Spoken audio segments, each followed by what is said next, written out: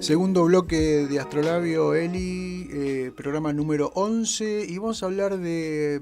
Remitimos a la constelación de Géminis, los gemelos. Bueno, me sirvió de inspiración para nombrar al Observatorio Gemini, un observatorio que está compuesto en realidad por dos complejos observacionales, hemisferio norte y hemisferio sur. Como corresponde. A través de... Es operado por un consorcio internacional y la República Argentina forma parte de ese consorcio. Y bueno, vamos a entrevistar al doctor Guillermo Bosch de la Facultad de Ciencias Astronómicas y Geofísicas del Observatorio de la Universidad de La Plata, para que nos cuente un poco en qué andamos con el proyecto, con el Observatorio Gemini. Buenas tardes, Guillermo. Buenas tardes, ¿cómo estás? Hola, Guillermo, buenas tardes, ¿cómo está usted? Muy bien, gracias por el llamado. Al contrario, muchas gracias, Guillermo, por atendernos. Y bueno, pero en principio que nos cuentes o que cuentes a los oyentes que no conocen sobre el Observatorio Gemini, ¿de qué se trata?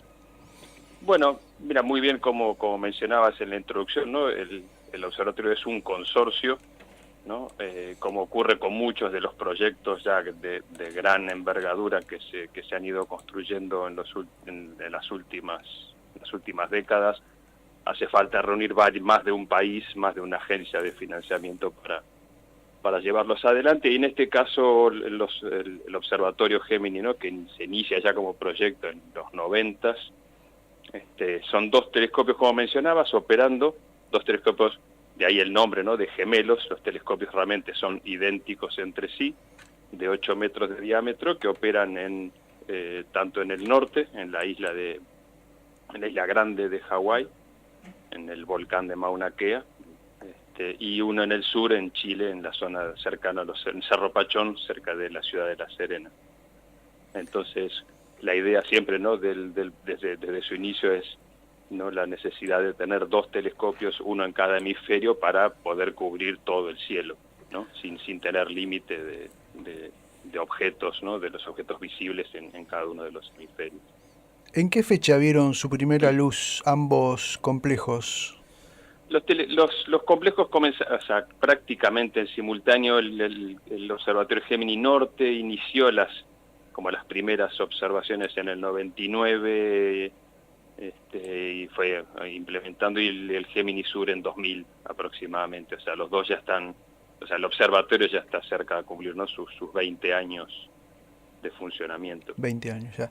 ¿Y los programas que se corren en ambos sitios de observación son programas comunes o se manejan en forma independiente, o las dos cosas? ¿Tienen programas independientes y programas que corren en común?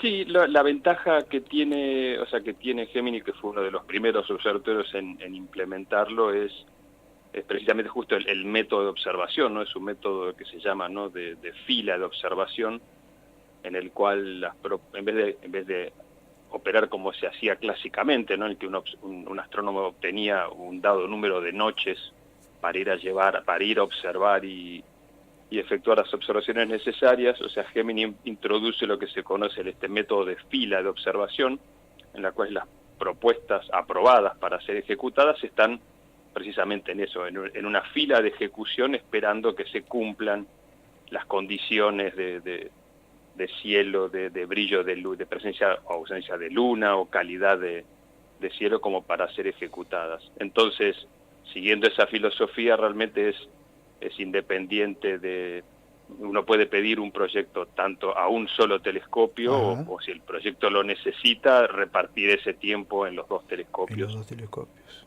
Así que es un método bastante, o sea, en su momento, ¿no? O sea, ahora ya se está utilizando en otros observatorios hace tiempo, pero fue bastante novedoso.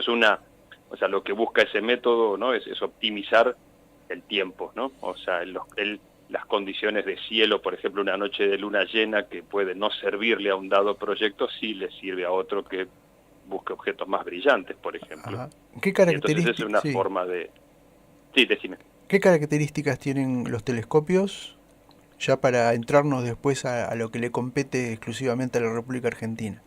Sí, bueno, la característica importante es, bueno, uno es el tamaño, ¿no?, los 8 metros de diámetro, Y el otro es que la óptica de los telescopios en sí es lo que se conoce como óptica activa, ¿no? En la cual ya los espejos no son espejos rígidos como se solían construir antes, claro, sino que ya los espejos dentro de un rango, ¿no? O sea, de un rango, tienen un pequeño rango de flexibilidad. sí. Entonces el espejo no está solamente apoyado en una base fija, sino que sobre unos actuadores de tipo neumático le pueden adecuar la forma para que esta forma sea siempre perfecta, ¿no? Entonces el telescopio no envejece, la calidad de la imagen no envejece como le ocurre a los telescopios tradicionales, ¿no? Claro. Sólidos, y esta óptica activa es la que permite que pueda aprovechar al máximo las condiciones ideales, ¿no? Que tienen estos lugares en donde están emplazados, ¿no? O sea, ¿es un único espejo de 8 metros o son múltiples espejos para conformar una superficie colectora de 8 metros de diámetro? No, en este caso es un único espejo. Es un único espejo que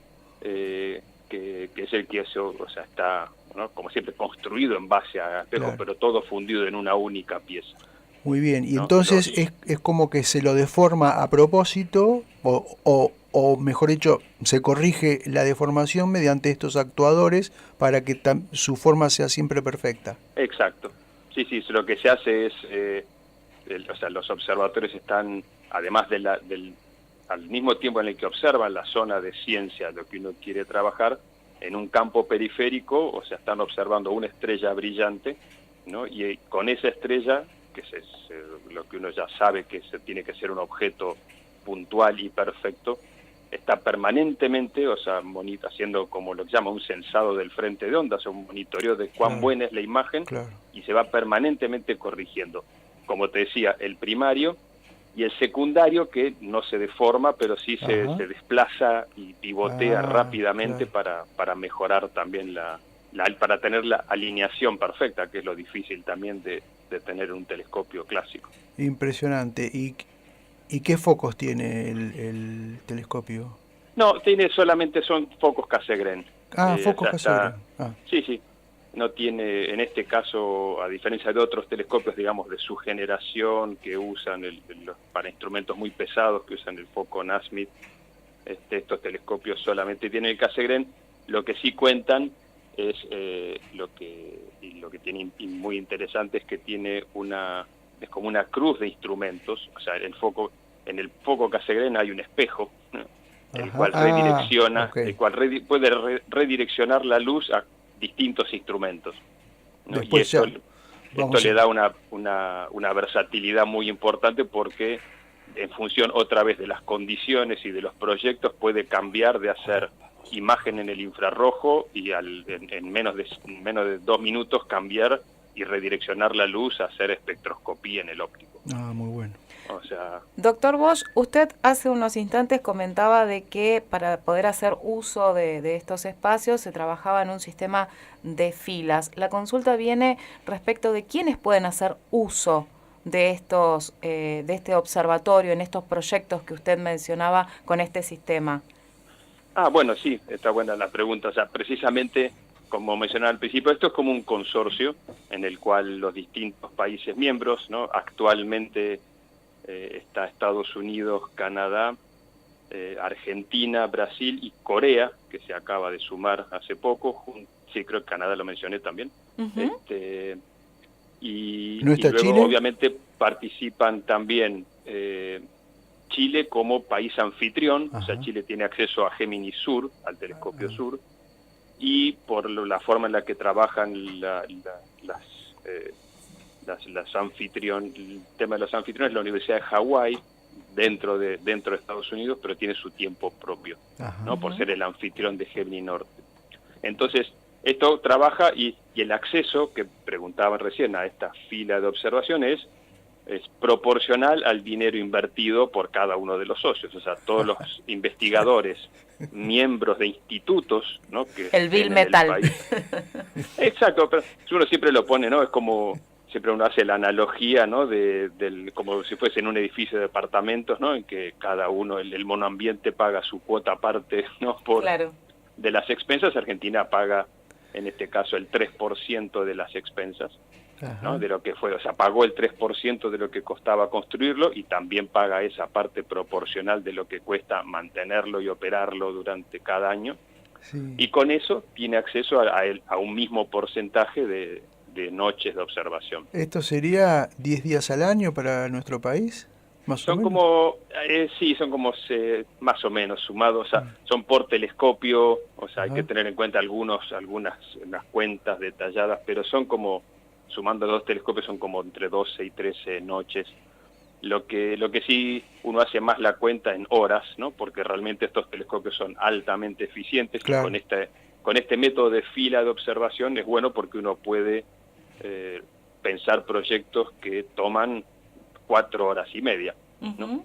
Y entonces rinde mucho, sí, o sea, el hecho de que es una combinación, ¿no? Entre el tamaño del espejo, que es el que siempre permite, ¿no? Sí. O sea, recolectar más luz y llegar a objetos más débiles, claro.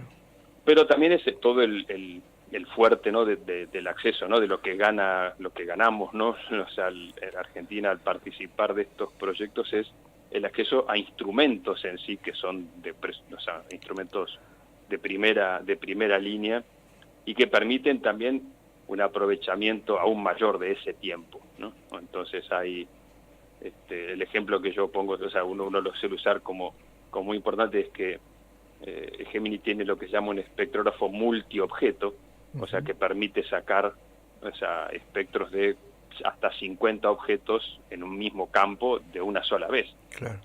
Entonces la eficiencia de lo que puede espectar, de lo que puede ver.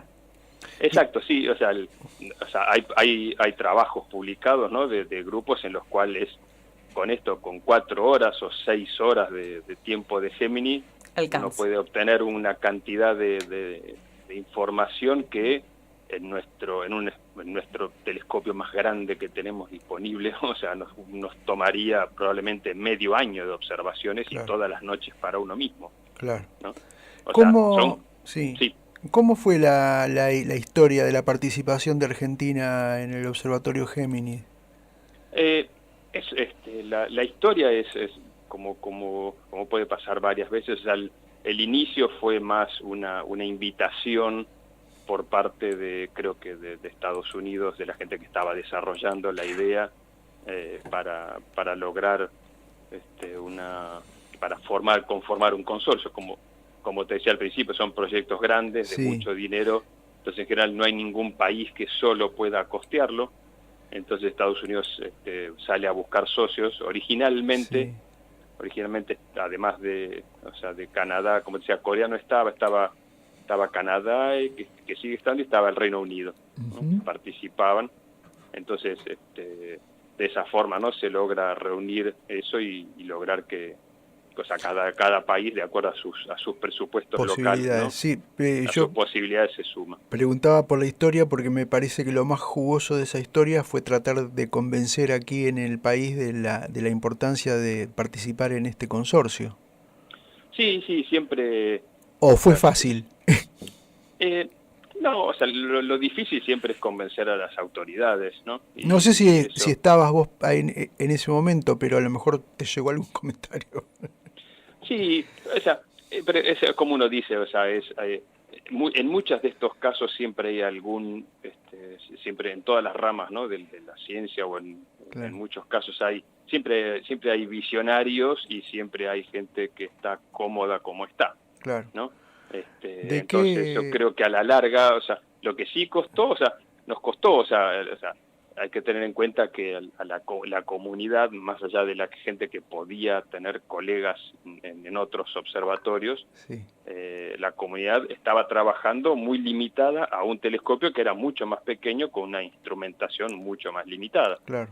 Entonces, dar un salto, ¿no? Es como dice, o sea, uno sabe, uno está permanentemente manejando, muy contento, ¿no? Con su motocicleta de baja cilindrada, y uno le regalan, ¿no? Una moto de MotoGP, claro, ¿no? Y de entrada realmente cuesta aprender a usarlo eficientemente. Pero hoy por hoy, ya que, disculpame, ¿no? Porque ya que para cerrar un poquito el tema y un poco hablar bien de la comunidad en sí, ¿no? Si bien en un principio, o sea, no fue muy En los primeros años nos costó lograrlo, costó lograr ese uso eficiente porque fue aprendiendo sobre la marcha. Hoy por hoy la comunidad argentina dentro del consorcio es la que hace el uso más eficiente de su tiempo, ¿no? O sea, en lo que se refiere, ¿no?, a la investigación, que es la que se nos mide por las publicaciones publicadas con datos. O sea, Argentina, que tiene el 3%, o sea, que paga el 3% del tiempo, publica el 4% de las publicaciones de Gemini. O sea, hacemos, o sea, como uno dice... Estamos en el 101% de efectividad. Sí, o más, o sea, entonces, en esta época uno puede pavonearse un poco, decir 130%. Que está claro, exacto, que somos los que mejor aprovechan el costo de publicación por hora de telescopio. Argentina estamos muy bien. O sea, la comunidad en general ha aprendido a usarlo y le está sacando jugo más allá de lo que estamos pagando. ¿De qué monto es la contribución actual de la República Argentina? Y o sea, el monto está alrededor de $900.000 por año. Esperaba mucho más. O sea, ha ido el observatorio, como, o sea, las crisis están en todos lados, el observatorio cuando ha amortizado también. Sí, tuvo que achicarse un poco porque, como les decía al principio, el Reino Unido salió del consorcio, los costos, y para no, o sea, Argentina y muchos socios no podíamos salir a cubrir o sea, el Reino Unido solo tenía como el 25%. Entonces no podíamos todos aumentar tanto como para cubrir eso. Y entonces el observatorio se redefinió un poco, se priorizaron algunos gastos, se redujeron algunos, pero se pudo mantener la cuota. Argentina originalmente teníamos el 2,5%, en esta reestructuración pasamos al 3,1 o algo así que tenemos por ahora. Pero eso sin aumentar los costos. Y ya para ir cerrando, un proyecto que vos digas emblemático, un gran descubrimiento hecho por algún astrónomo o grupo de astrónomos argentinos usando el Gemini, algo que vos pongas como ejemplo a la hora digamos, difundir la participación argentina en este consorcio y apoyarla. Mira, o sea, no sé si sería muy justo eligiendo uno. Sí. No, pero yo creo que, o sea, si uno creo que básicamente es a nivel de otro tema importante, ¿no? Es el cambio de horizontes, o sea, nosotros estábamos hasta el punto de vista de la que es la astronomía observacional en Argentina, por el telescopio al que teníamos acceso, estamos el grueso de la comunidad podía dedicarse a temas prácticamente dentro de nuestra galaxia o llegando hasta las nubes o alguna otra galaxia del grupo local. Mientras que con estos telescopios han cambiado el paradigma totalmente, se han abierto líneas de investigación nuevas. Hace poco justo me tocó hacer un pequeño artículo que salió en una revista, creo que estuvo en la revista de Aerolíneas Argentinas. ¿Sí?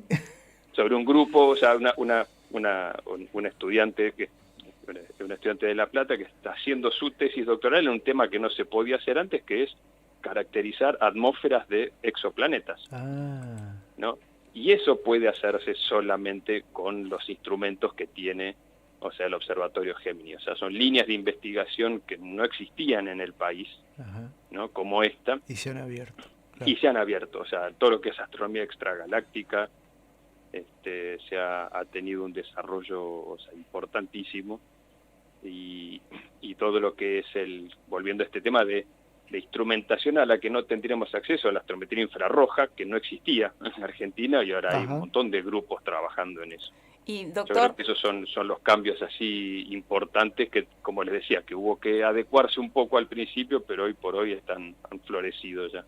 Doctor Bosch, en números de recursos humanos que pueden hoy utilizar este sistema y participar de este consorcio, ¿se puede hablar de una cantidad de investigadores argentinos que pueden hacer uso de este recurso? Sí, el número de los usuarios, si uno cuenta todos los participantes en distintas propuestas, están arriba de 100 usuarios por semestre. O sea que es prácticamente toda la comunidad de la astronomía observacional del país. En Argentina, que sí, que ha ido creciendo, o sea, como decía al principio, era una comunidad más limitada a la gente que ya podía hacer uso, pero cada año se van incorporando más grupos con más alternativas, o sea, en la búsqueda, o sea, proyectos de gente que hace seguimiento de estas ondas de la contraparte, ¿no? de ondas gravitacionales. Mira. O sea, no hay tema que no pueda desarrollarse prácticamente hoy en día, y eso es algo importante. Hoy por hoy es dentro de las facilidades es la que tiene más usuarios, ¿no? Dentro de la comunidad. Y una cosa que se hizo desde los últimos ya, como decía, después de los primeros 10 años, es que también Argentina tiene el mayor número, dentro del consorcio, ¿no? También proporcionalmente tiene el mayor número de tesis doctorales hechas con datos de Gemini. O sea, se pudo otra vez, o sea, desarrollar temas, ¿no? Imposibles, o sea, ni soñados de poder hacer antes, claro, ¿no? Gracias al acceso de estos telescopios. Yo creo que se le está sacando el jugo muy bien a esos $900.000 anuales, entonces, la verdad. Y ya la última, ahora sí. Hace poco circuló un llamado de becas para la estadía en Géminis Sur. ¿Quiere decir que en general muchos astrónomos van al sitio para la observación?